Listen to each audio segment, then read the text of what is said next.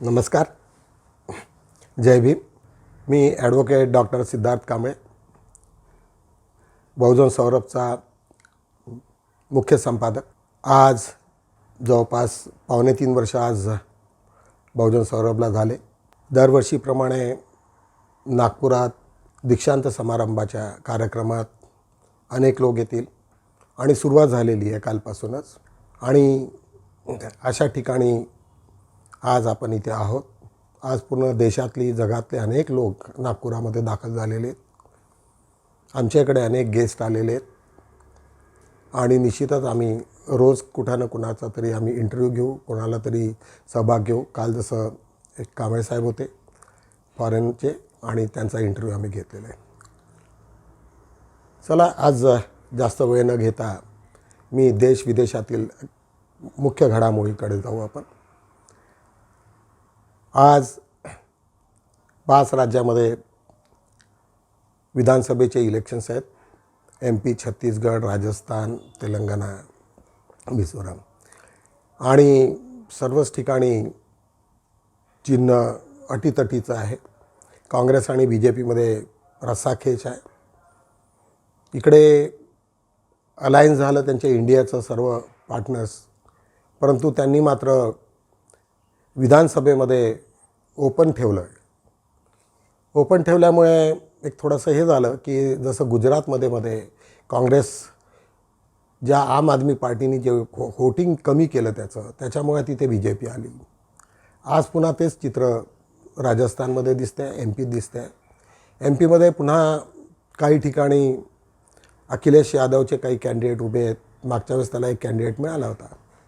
तर त्याच्यामुळे पुन्हा तिथे थोडी अटीतटीची आहे आणि त्याचा लाभ हा नेहमी BJPने घेतलेला आहे. त्याच्यामुळे जरी काही असलं तरी BJP मात्र एक फळी सांभाळते आणि एक आपला 30-35% जो रेशो आहे तेवढा तो मेंटेन करते आणि जिथे थोडं बायफर्गेशन झालं की त्यांना लाभ होत असतो. याच परिस्थितीवरती स्टेटमध्ये अशाच पद्धतीचे इलेक्शन्स आता होतील. परंतु एका दृष्टिकोनात ते बरंही आहे की प्रत्येक स्टेटमध्ये मोनोपोली नको. BJPची मोनोपोली आहे, ठीक आहे, पण BJP विनरच असते मग अशा वेळेस. म्हणून जर BJPला थांबायचं असेल तर तुम्हाला स्टेट असो की सेंट्रल असो, सर्व ठिकाणी तुम्हाला दोस्ती करावी लागेल आणि जर दोस्ती केली नाही तर पुन्हा त्रास होईल. पण ठीक आहे, आज पहिल्यांदा ते युनायटेड झालेले आहेत आणि इंडियाच्या गटाखाली आज पूर्ण आलेले आहेत. आज प्रामुख्यानं 2-3 महत्त्वाच्या बाबी मला पाहायला मिळाल्या. एक म्हणजे महुआ मोइत्रा या खासदार आहेत आणि त्यांचं आणि मोदींशी आणि अडाणीवरती जे हल्ले अत्यंत प्रखर आहेत आणि बोलके आहेत. आता मध्ये मोदी सरकारने तिथे जे त्यांचे विरोधक आहेत त्यांनी एक पुन्हा सापळा रचला आणि सापळा रचून तिला ट्रॅप करण्याचा प्रयत्न केला. तो असा की तिला जो ID आणि पासवर्ड आणि जो ईमेल ॲड्रेस दिला जातो पार्लिमेंटच्या लोकांना, MPजला स्पेशली, तर ह्यांचं म्हणणं असं आहे की हा पासवर्ड आणि हे त्यांनी अनेक लोकांना शेअर केलेत आणि हिरानंदानीसारख्या एका बिझनेसमॅनलाही तिने शेअर केले आणि हिरानंदानी हा तिला प्रॉम्प्ट करायचा की हा प्रश्न उचल पार्लिमेंटमध्ये आणि त्याच्या अगेन्स्टमध्ये काहीतरी पैशाची देवाणघेवाण होती अशा म्हटलं. पैशाची देवाणघेवाण म्हणण्यापेक्षा त्याच्यात त्यांनी सांगितलं की हिला खूप मी महागाच्या काहीतरी 100 चपला दिल्या आणि खूप चांगले ड्रेस दिले आणि हे अशा पद्धतीचे ते आरोप होते. आता पार्लिमेंटनीच त्यांना दिलेले पासवर्ड आहेत आणि युजर नेम्स आहेत, तर त्याच्यामुळे कोणी लीक केलं काय केलं हे सांगणं अवघड आहे. परंतु ती BJPला खूप त्रास द्यायची. त्रास म्हणजे ते सत्य बोलायची आणि सत्य बोलण्याच्या ह्याच्यामध्ये ती अनेक गोष्टीला आणि निर्भीड बाई आहे. तिने तिचं आयुष्यच एकदम वेगळं आहे. ती भारतातली त्या वेस्ट बेंगॉलमध्ये ती टॉपर राहिलेली आहे आणि जगातला सर्वात मोठं हायेस्ट रँकिंगचं कॉलेज तिला मिळालं अमेरिकेचं. त्याच्यानंतर तिथे मोठमोठ्या बँकामध्ये ती होती, CEO राहिलेली आहे आणि कॅम्ब्रिजमध्ये तिथल्या सर्व विद्यापीठामधनं शिकलेली अत्यंत टॅलेंटेड लेडी ती आहे. आता वेस्टर्न कल्चर असल्यामुळे अनेक गोष्टी त्या तुम्हाला अशोभनीय वाटतात, पण तशा नसतात त्या, कारण ती त्याच कल्चरमध्ये वाढली मोठी झाली, त्याच्यामुळे स्वाभाविकच आहे. तर तिच्या चारित्र्यावरती अनेक लोकांनी शिंतोडे उडवले. तिचं एका मित्रासोबत सुप्रीम कोर्टामध्ये जो वकील आहे त्याच्यासोबत तिचा प्रेमविवाह होता काहीतरी, मग मध्ये डायव्हर्स वगैरे झाले, अशातला काहीतरी तो प्रकार होता. आणि त्याच्या पर्सनल आणि प्रायव्हेट सर्व फोटोग्राफ्स सर्व याच्यामध्ये आले, व्हायरल झाले. आणि ते लोकांना दाखवून त्याच्यात काय सिद्ध करायचं होतं ते माहिती नाही, परंतु लोकांना फारसं ते आवडलेलं नाही. शेवटी CBI दिल्लीच्या याच्यात असल्यामुळे CBIची तिथे रेड पडली. आणि ती पण बाई इतकी खमक की तिने त्या CBIच्या लोकांना सांगितलं की मी पूजेमध्ये आहे, तुम्ही इथे आलात तर तुम्ही माझ्या घरच्या जेवढ्या चपला जोड्या आहेत, माझ्या चपला आहेत, त्या पहिले मोजा आणि चालते व्हा. बापरे, किती हिंमत! एवढी हिंमत असणारी बाई, मला वाटतं या देशात जर तिचं ते उदाहरण जर तुम्ही पाहिलं तर त्याच्यावरून तुम्हाला कल्पना येईल की निर्भीडपणा किती असावा. जो स्वच्छ असतो, चारित्र्याने स्वच्छ असतो, पैशाने स्वच्छ असतो, तर तिथून मागून सांगते की मी पूजेत बिझी आहे. CBIच्या लोकांना वाटत असेल की माझ्या चपला किती आहेत, त्यांनी मोजाव्या आणि जावं. शेवटी हताश होऊन CBIचे लोक तिथनं निघून गेलेत. त्या लवाद्याकडे ते आपली केस टाकली आणि ते मॅटर तसं क्लोज झालं आहे. सांगायचं म्हणजे ज्या दुबेंनी एवढा सर्व कारभार केला आणि ज्याची डिग्रीज फर्जी आहे, ती सातत्यानं आरोप करते आणि ती म्हणते आहे की तुम्ही पहिले त्याची डिग्री करा. इवन CBIला त्यांनी सांगितलं तिने निर्भीडपणे की पहिले अडाणीची चौकशी करा आणि नंतर माझ्याकडे या. काय बोलायचं म्हणजे अशा बाईला खरंच तिला तर मी सॅल्यूट मारावी, अशी म्हणजे सर्व देशाने मारायला पाहिजे की एवढी निर्भीड बाई कशी काय तिथं राहू शकते. आणि निश्चितच तिची हाईट इतकी वाढली की देशामध्ये ती खरोखर आज मुख्य नेता जरी म्हटलं, मला तर असं वाटतं की पुढच्या याच्यामध्ये खुदा न खास्ता BJP गेली आणि दुसरी फळी जर आली तर तिला मोठं पद मिळालं पाहिजे, अशा पद्धतीचं मला भातिक वाटते. दुसरा एक महत्त्वाचा इश्यू होता महाराष्ट्रामध्ये की आता लवकरच 30 तारखेला त्यांनी सुप्रीम कोर्टामध्ये द्यायचं आहे. हे जे आता डिस्क्वालिफिकेशन ऑफ दी मेंबर्स आहेत, म्हणजे विधानसभेचे जे मेंबर्स आहेत त्यांचं डिस्क्वालिफिकेशनवरती ते ताबडतोब होणार आहे. अनेक व्हिडिओ असे आहेत की त्यांना सांगत आहेत की शिंदे सरकार आता राहणार नाही आणि BJPच गव्हर्नमेंट पडेल. आता दोन पद्धतीने त्याचं भाकीत करण्यात आलेलं आहे की एक तर अजित पवारांकडे चीफ मिनिस्टरशिप गेलं तर BJPचं काही खरं नाही, एक पहिली बाब आहे. आणि दुसरं की त्यांना असं वाटतं गव्हर्नमेंटला की शक्य झालं तर तिथे राष्ट्रपती राजवट आली पाहिजे. आणि राष्ट्रपती जर राजवट आली तर अशा वेळेस काय होईल की तिथे BJPचं फार कमजोर आहे ती. आणि अशा सिच्युएशनमध्ये BJPला मोठा धक्का होण्याची शक्यता आहे. मागच्या वेळेस तिथे आउट ऑफ 48 तिथे 41 सीट BJPला मिळाल्या, तर जॉईंटली मिळाल्या होत्या शिवसेना आणि या दोघांना मिळून. सांगायचं म्हणजे इतका सेन्सिबल तो विषय आहे, त्याच्यामुळे सर्व लोकांना एकदम हार्टबीट वाढलेले आहेत की काय होईल त्याचं. हार्टबीट म्हणजे एकदम ॲपरंटली दिसतं आहे की शिंदे सरकार जाणार, BJP जाईल, हे एवढं स्पष्ट झालेलं आहे. तर चला आज आपण बघूया की काहीतरी एक मुद्द्यावरती नेहमी मी काहीतरी एक एपिसोड सांगत असतो आणि त्या एपिसोडला आपण लवकरच सुरू करू. एक बौद्धकालीन एक घटना आहे. राजा प्रसन्नजीत, तुम्हाला माहिती असेल की बुद्धाचे अत्यंत विरोधक म्हणून त्यांनी आयुष्य घालवलं. परंतु शेवटी राजा प्रसन्नजीतला असं वाटलं की मी काहीतरी चुकलो आहे आणि परेशान होऊन जातात ते. आणि राजा प्रसन्नजीत शोधत बुद्धाकडे येतात आणि बुद्धाला विनंती करतात की मी सातत्यानं माझ्याकडे रोज माझे वडील माझ्या स्वप्नात येतात आणि मला त्याचं श्राद्ध करायचं आहे, मी अस्वस्थ होतो आहे, मला तुम्ही मदत करा, तुम्ही माझं श्राद्ध करून द्या. ही अत्यंत सुंदर गोष्ट मी आता तुम्हाला पाहायला मिळेल.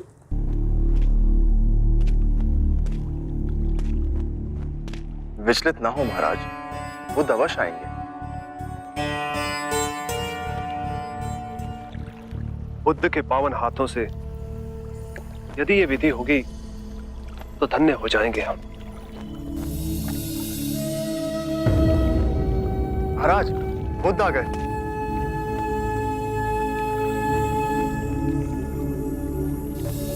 प्रणाम। एक विनती है आपसे। कहिए राजन। पिछले कई दिनों से मेरे स्वप्न में मेरे पिताश्री आ रहे हैं। मैंने ब्राह्मणों से भी इसका अर्थ पूछा तो उनका कहना था कि तुम्हारे पिताश्री को शांति नहीं मिली, उनके लिए पूजा करनी हो, यज्ञ संपन्न करना होगा। आप तो परम ज्ञान का स्वरूप है, तो विनती है आपसे कि पूजा विधि आप ही के हाथों से हो, जो मेरे पिताश्री तक पहुंचे, उन्हें मुक्ति मिले, जीवन मरण के इस चक्र से वो मोक्ष पाले। अवश्य राजन। आप मिट्टी के 2 घड़े मंगवाइए, एक में घी भरवाइए और एक घड़े में कंकड़ पत्थर भरवाइए, और उन दोनों घड़ों के मुंह कपड़े से बंधवा दीजिए और उन्हें लेकर नदी के तट पर आइए। मैं वहीं आपकी प्रतीक्षा करूंगा। मैं भी इसका प्रबंध करता हूं महाराज।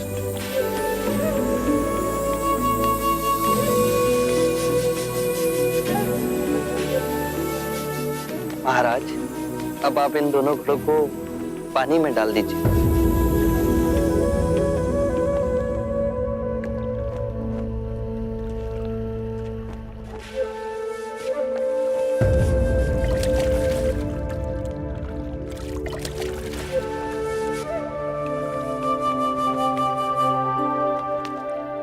महाराज, अब इन दोनों घड़ों को आप तोड़ दीजिए।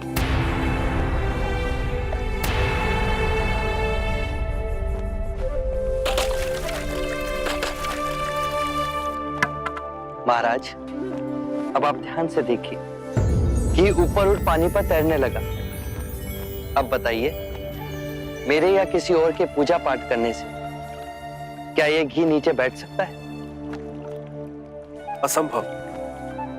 ये तो घी का स्वभाव ही नहीं। सत्य कहा आप। उसी प्रकार किसी भी पूजा पाठ, विधि विधान, कर्म कांड के द्वारा पानी के अंदर डूबे हुए कंकड़ पत्थर क्या ऊपर आ तैर सकते हैं? नहीं बुद्ध, ये तो प्रकृति के नियम के विरुद्ध है। तो हम प्रकृति से भिन्न कैसे हुए? हम भी तो प्रकृति का ही रूप है। सत्य कहा बुद्ध। एक सत्य ये भी है राजन, यदि हमारे पूर्वजों ने अपने जीवन काल में कंकड़ पत्थर बोए हैं, दुष्कर्म किए हैं, तो वो स्वाभाविक ही कंकड़ पत्थर की तरह नीचे बैठ जाएंगे। और यदि उन्होंने अपने जीवन काल में सत्कर्म किए हैं, तो स्वाभाविक ही घी की तरह ऊपर आ तैरने लगेंगे। जो बोएंगे वही काटेंगे। परंतु इस शरीर रूपी जीवन काल में ही नहीं, अपितु इस शरीर रूपी जीवन काल के पश्चात वाली यात्रा में भी हम जैसे कर्म करेंगे वैसा ही फल मिलेगा। अब बताइए, इस प्रकृति के नियम को कोई पूजा पाठ, कर्म कांड, विधि विधान, यज्ञ हवन मिटा सकता है?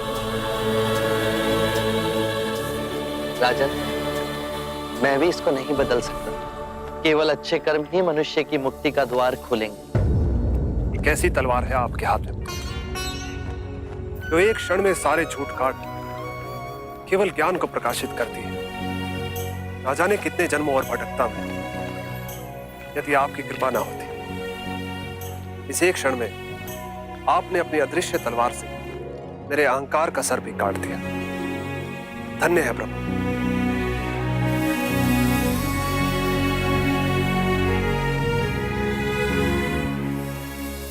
तर यावरून तुम्हाला याचा बोध झाला असेल की जे सत्य आहे आणि बुद्धाने किती सायलेंटली, किती सुंदर पद्धतीने जे समजावून सांगितलं, हेच असायला पाहिजे। लोकांनी आपल्या जे कोणी आपले ओबीसी आपल्या आजूबाजूला राहत असतील किंवा अशा पद्धतीच्या छोट्या छोट्या गोष्टी जर तुम्ही सांगत सुटला, तर मला असं वाटतं की इवन लहान पोरांना, की आपण ज्यावेळेस आपल्या घरात जर लहान मुलं असतील आणि जर पोरांना एखादी गोष्ट सांगावी लागली, तर मला असं वाटतं की या गोष्टी तुम्ही वारंवार तुमच्या फॅमिलीमध्ये सांगता आल्या पाहिजे, जेणेकरून लहानपणापासूनच पोरांच्या मनावरती एक वेगळा इम्पॅक्ट होईल आणि निश्चितच त्याचा इम्पॅक्ट हा लॉंग टर्ममध्ये राहील। इवन सर्वांच्याच घरचे आहेत, सहसा बुद्धिस्ट फॅमिलीमध्ये आपल्या घरी अंधश्रद्धा नाही, त्याच्यामुळे आपल्या पोरांना तर्कावरती तुमच्याशी चर्चा करतात कोणाही सोबत चर्चा तर्कावर करतात, जे बाकीच्या समाजामध्ये दिसत नाहीत. त्याच्यामुळे आपल्या पोरांची जी ग्रोथ रेट आहे ती कम्पॅरेटिव्हली जास्त आहे आणि चांगली आहे. याच्याकरता की ते प्रत्येक ठिकाणी वाचल्याच्या नंतर ते तर्काने आपला विचार करतात आणि आत्मसात करतात. That is a important. तेच महत्त्वाचं आहे. आणि ते जोपर्यंत होत नाही तोपर्यंत खऱ्या अर्थानं तुमचा अभ्यास होत नाही, तुम्ही त्याच्यामध्ये खोलात शिरू शकत नाही. तर चला बघूया आज आपण बहुजन सौरभचा मेन पेपरमध्ये आपण काय काय छापलेले. आजच्या ठळक बातम्यामध्ये आम्ही गगनयान यशस्वी चाचणी, आज मोठ्या प्रमाणामध्ये त्याच्या चाचण्या झालेल्या आहेत आणि देशात सर्व सायंटिस्ट मोठ्या आशेत आहेत की येणाऱ्या दिवसामध्ये आमचे सायंटिस्ट हे मोठ्या प्रमाणामध्ये स्पेसमध्ये जातील. त्याच्यामुळे अनेक तुमचे दळणवळण आहे, तुमच्या सॅटेलाईट्स लिंक्स आहेत, हे आता शेकडो सर्व कामं, इवन तुमच्या समुद्रात कोणत्या भागात काय काय आहे काय नाही ते सर्वच्या सर्व तुम्हाला स्पेसमधून ते दिसतंय. त्याच्यामुळे जे लोक आज अमेरिका वगैरे त्यावेळेसच चंद्रावरती गेलेले आहेत. जरी आम्ही लेट झालो परंतु काही हे नाही, अजूनपर्यंत अनेक देश सुरुवातही केलेली नाही. त्याच्यामुळे भारताची जेवढी स्तुती केली तेवढी बरीच आहे. दुसरी टॉपवरचीच बातमी, शरद पवार सोबत प्रकाश आंबेडकरांची भेट. एक थोडंसं वेगळंच वाटलं, कारण प्रकाश आंबेडकर आणि शरद पवार हे वैरी समजत होतो आम्ही आणि त्यांची सातत्यानं एका दुसऱ्याला एकदम त्यांची फायटिंगच सुरू असल्यासारखं वाटत होतं. कारण ते मध्ये काँग्रेसकडे जाऊन राहिले, कधी काही तर कधी. आता काय खरं आहे काय खोटं आहे, कारण प्रकाश आंबेडकरला प्रेडिक्शन करणं हे अत्यंत अवघड आहे. त्याच्यामुळे ती एक बातमी आम्ही फ्रंटवरती लावलेली आहे.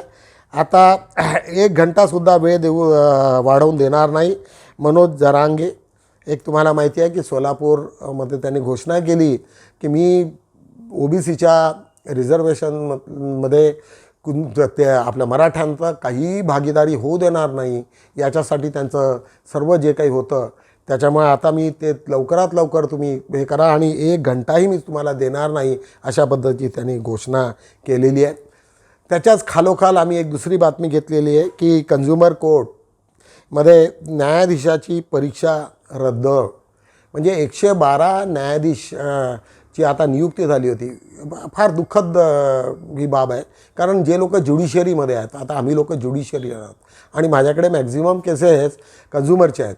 तर मला माहिती आहे की मागच्या 1-1.5 वर्षापासून तिथे जजेस नाही.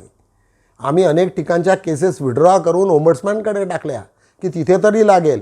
आता जेमतेम सुरुवात झाली होती तर त्याच्यामध्ये पुन्हा जजेसला 112 जजेस महाराष्ट्रातले पुन्हा त्यांना अवैध ठरविण्यात आलं. आणि अवैध ठरवण्याचं कारण म्हणजे ज्यांचं जे सिलॅबस होतं त्याच्यामध्ये अनेक बाबी त्याच्यात कवर नव्हत्या. क्रिमिनल लॉ नव्हता, अनेक गोष्टी होत्या, छोट्या छोट्या काही असतील त्याच्यामध्ये. तर त्यांनी अनेक मोठी लिस्ट दिली आणि त्याच्यामुळे त्यांना सांगितलं की जो जज आहे तो परिपक्व नाही, तेवढा तो त्या कॉम्पिटंट होणार नाही, म्हणून त्या सर्वच्या सर्व रद्द करणं हे कितपत योग्य आहे काय आहे. आता अनेक ठिकाणी हायकोर्टाचं असं चालतं आहे की काय बोलावं ते बरंच बरं आहे.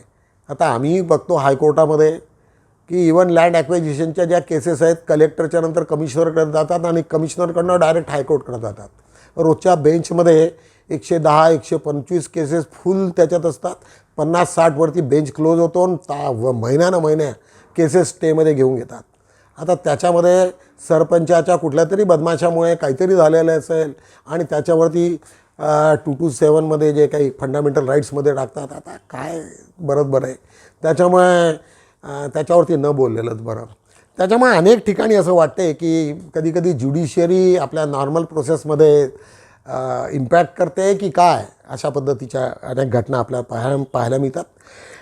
जुनी पेन्शन योजना पुन्हा सुरू करा असं याच्यासाठी आंदोलनाचा इशारा लोकांनी दिलेला आहे. स्टेट गव्हर्नमेंटमध्ये अनेक लोक आहेत, कारण नवीन पेन्शन हे तुमच्या याच्याशी लिंक आहे, इंडेक्ससोबत लिंक आहे, शेअर मार्केटसोबत लिंक आहे आणि त्याच्यामुळे काही लाभ दिसत नाही.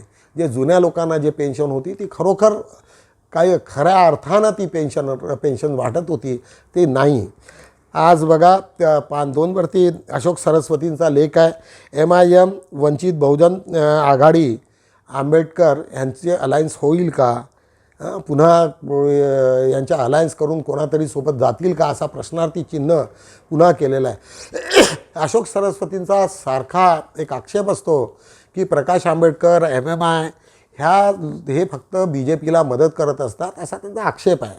ऑफकोर्स आम्ही ते लेख छापत असतो परंतु आम्ही बाकीच्यांना सांगतो की तुम्ही त्याच्यावरती काहीतरी छापा जेणेकरून अशोक सरस्वतीवरती तुम्हाला काउंटर होईल. आम्ही दोघांनी सर्वांना छापू, परंतु कोणाचे विचार काय आहेत हे समजून घेण्याची गरज आहे. आणि जर ते असतील तर कोणाला आपण हे म्हणू शकत नाही की बाबा तुम्ही याच्यातनं तुम्ही हे नका छापू, तुम्ही हे असं बरोबर नाही, तसं नाही. आम्ही कोण ठरवणार आहे? शेवटी आंबेडकराईट लोक आहोत आपण. जे जे विचार आहेत ते तुम्हाला सांगावे लागतील. इवन मी पण बरेचदा त्यांच्या विचाराची सहमत नसतो, परंतु छापावं लागेल कारण ऑल्टरनेटिव्ह नाही आहे. मोरेंचा एक चांगला लेख आहे, मानाला व एक धुरंधर. एक धुरंधर म्हणून एक कवीच्या रूपानं आलेलं आहे. एक चांगली त्यांनी एक कथा रंगवलेली आहे, ती विवेक मोरेंची अत्यंत वाचनीय आहे. धर्मांतरानंतर आंबेडकरी समाज प्राध्यापक बुद्धराज मोहन. प्राध्यापक बुद्धराज मोहन आमचे सहयोगी आहेत, आमच्यासोबत रोजच असतात. डॉक्टर आंबेडकर कॉलेजमध्ये प्राध्यापक म्हणून रिटायर्ड झालेत आणि धर्मांतरानंतरचा त्यांचा आलेख आणि त्यांचा जो विचार आहे आणि त्यांचा जो अभ्यास आहे तो अमूल्य अभ्यास आहे. आणि त्यांनी खरोखर जे सांगितलेलं आहे की आज जी परिस्थिती आहे ती आमच्या बौद्ध धर्मामुळे घेतल्यामुळेच ती सर्व झालेली आहे. त्याच्यामुळे तो लेख वाचनीय आहे, तो मला सर्वांनी वाचायला पाहिजे अशी मी आग्रहाची विनंती करतो. प्रभू फुलेंचा एक संविधानावरती एक लेख आहे, सुंदर आहे. त्याच्यामध्ये अनेक आर्टिकल्सवरती त्यांनी चांगलं विश्लेषण केलेलं आहे. हे सातत्यानं जोपर्यंत तुम्ही वाचत राहणार नाही तोपर्यंत तुम्हाला संविधानाबद्दल आतमध्ये शिरता येणार नाही, म्हणून तो लेख वाचनीय आहे. एक आमचे विलास गजभिये आमचे डायरेक्टर आहेत. त्यांनी उद्योजक आणि रिपब्लिकन नेते हंसराज गजभिये, नागपुरातले फार मोठे उद्योजक होते. आधी त्यांना मेडिसिनच्या फॅक्टरीज वगैरे होत्या. ते उद्योजक रिपब्लिकन नेते हंसराज गजभिये हे नागपूरचेच होते.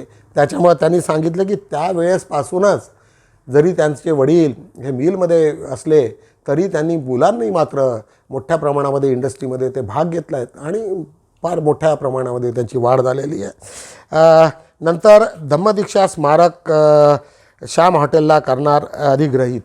आता लवकरच तुम्हाला माहिती आहे की श्याम हॉटेलमध्ये बाबासाहेबांनी शेवटचा त्यांचा मुक्काम होता, त्याच्यामुळे त्याला एक वेगळं महत्त्व आलेलं आहे आणि आंतरराष्ट्रीय महत्त्व आहे. आज न उद्या जगातले लोक दीक्षाभूमीला पाहायला येतील, त्यावेळेस तोही एक स्पॉट पाहतील की श्याम हॉटेल हे इथेच होतं, इथे बाबासाहेब उतरले होते, हा शेवटला प्रवास बाबासाहेबांचा या हॉटेलमधला होता. तर निश्चितच त्याच्यामुळं फार त्याच्यात महत्त्वाची बाब ठरेल. हा माझा भीमरायाचा मळा.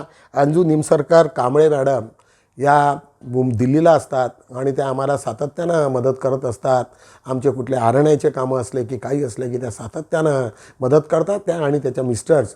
त्यांचा एक हा माझ्या भीमरायाचा मळा. आज एवढे लोक ते पाहून तिला एकदम हे आलं, तिचं हृदय दाटून आलं आणि तिने तेवढं सर्व ते लिहिलेलं आहे 67व्या धम्मचक्र प्रवर्तन दिनानिमित्त.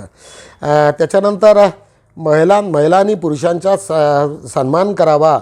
डॉक्टर कमल गवई या फार सिनियर आहेत, जवळपास मला वाटतं 90+ सुरू आहेत, परंतु अजूनही त्या खमक्या आहेत, आमच्या कुकडे लेआउटलाच राहतात. आणि त्यांनी सांगितलं की महिलांनी पुरुषांचा तेवढा सन्मान केला पाहिजे, कारण ज्या पद्धतीने अनेकदा महिला पुरुषांचा सन्मान करत नाही तर ते बरोबर नाही. तर त्यांचं ते एक महत्त्वाचं आहे आणि ते झालं पाहिजे असं मला असं वाटते. आज पुन्हा आम्ही आपली ड्रॅगन पॅलेसची एक बातमी घेतलेली आहे. यावेळेस त्यांनी 67वा धम्मचक्र असल्यामुळे 67 मीटर धम्मध्वजाने देणार बाबासाहेबांना सलामी. एक चांगली हे आहे की जेवढे राहील तेवढा तो उंच ध्वज होईल आणि निश्चितच त्याचा आम्हाला सर्व लोकांना एक अभिमान वाटतो. काही असो, परंतु ड्रॅगन पॅलेसही एक आमचंच एक मोठं श्रद्धास्थान आहे. त्याच्यामुळे आम्ही त्यांचं हे करायला पाहिजे, संवर्धन करायला पाहिजे, त्याचा आम्ही सन्मान करायला पाहिजे. तुम्हाला माहिती असेल की पत्रकार रुमिलेसमध्ये काही पत्रकारांना अनेक CBI आणि यांच्या रेट पडल्या त्यांना आणि अनेक ठिकाणी प्रश्नोत्तर केलेत, परंतु ते फॉर्च्युनेटली आज नागपुरात आहेत आणि अनेक संस्थांनी त्यांना बोलवलेलं आहे. तर त्यांच्या त्या स्नेहासाठी निश्चितच आज तिथे त्यांना ऐकायला पाहिजे आपण सर्व लोकांनी. अशा पद्धतीने आज आम्ही बहुजन सौरभचे 4ही मानं संपुष्टात केले. पुन्हा विजयदशमी 67व्या धम्मचक्र प्रवर्तन दिनानिमित्त सर्वांना शुभेच्छा देतो आणि इथेच थांबतो. जय भीम.